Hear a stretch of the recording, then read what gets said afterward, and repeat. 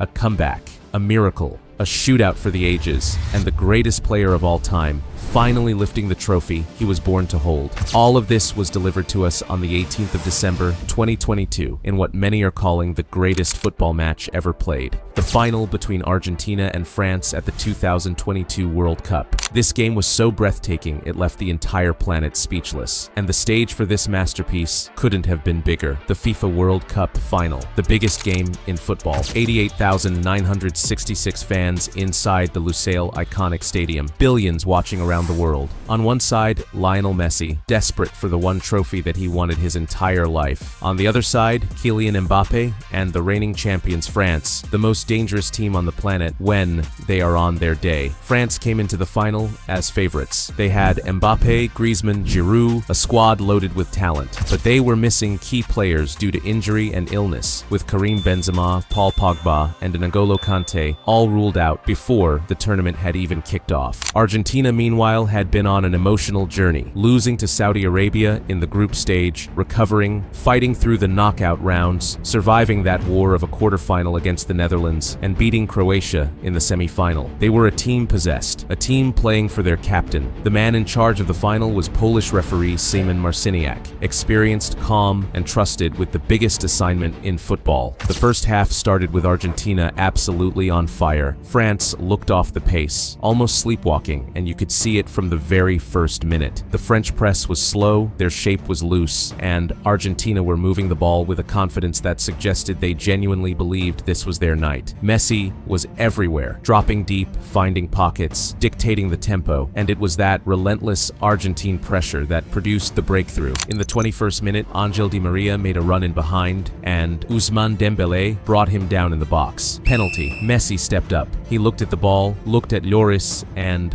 1-0 Argentina. The Lusail Stadium erupted, and if you thought that would settle the nerves, you were wrong, because Argentina didn't sit back.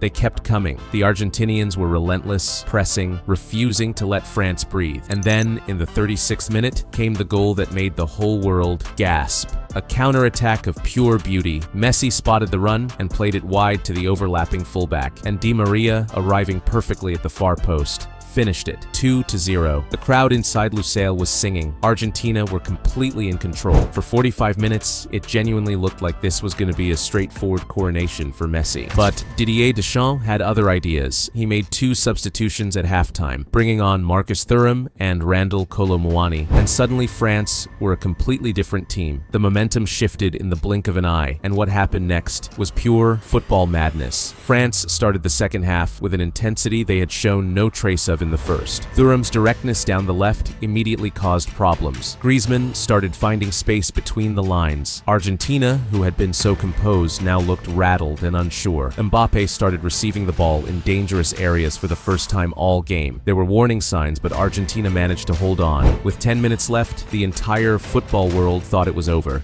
Then, the 89th minute happened. A ball was played into the box, Kolo Muani got in behind and was brought down. Penalty.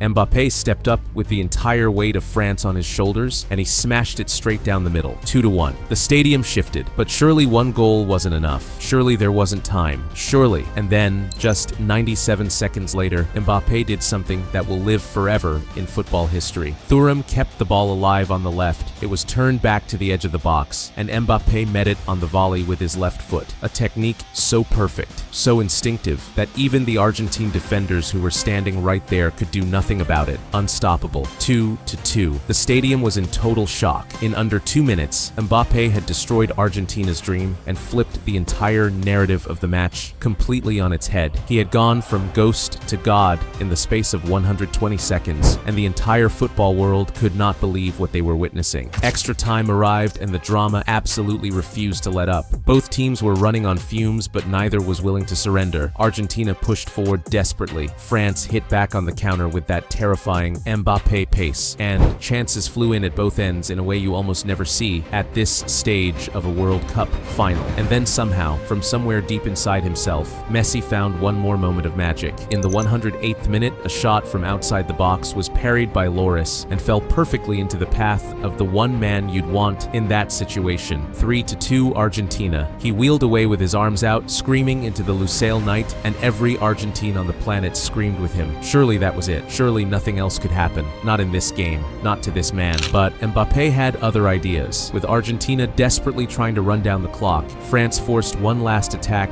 deep into extra time. The ball was struck goalward. Gonzalo Montiel slid in to block it, and the ball struck his arm clearly inside the box. Penalty.